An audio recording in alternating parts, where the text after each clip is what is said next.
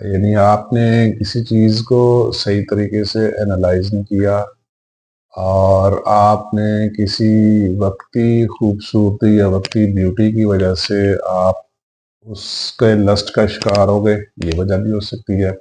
Basically आपने ना आपने कैलकुलेशंस नहीं की, आप मिसलीड हो गए ड्यू टू मिस इन्फॉर्मेशन। ठीक है, ये होती है मिस्टेक। मिस्टेक देखिए ये तो किसी से भी हो सकती है, लेकिन एक्चुअली वजह यही होती है कि इंफॉर्मेशन कम होना, या आपकी कैलकुलेशन कम होना, या आपका एनालिसिस वीक होना। ये मिस्टेक की असल वजह है और यही मिस्टेक होती है। लेकिन देखिए, एक बार मिस्टेक अक्सर लोगों से हो जाती है, किसी से भी हो सकती है।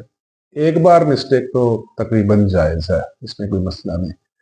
लेकिन अगर आप यही मिस्टेक बार बार कर रहे हैं तो इसका मतलब ये है कि ये आपकी मिस्टेक नहीं, ये आपका कॉन्शियस डिसीजन है, सबकॉन्शियस डिसीजन नहीं। यानी आपने सोच समझ के ये फैसला किया है। देखिए, एक बार से ज्यादा अगर आप सेम मिस्टेक कर रहे हैं तो वो आपका डिसीजन होगा।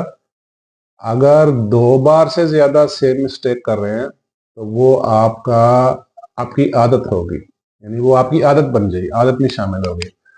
अगर तीन बार से ज्यादा कर रहे हैं तो वो आपका करेक्टर हो जाएगा, यानी आदत इतनी बड़ी कि वो आपके करेक्टर का, आपके किरदार का हिस्सा बन गई।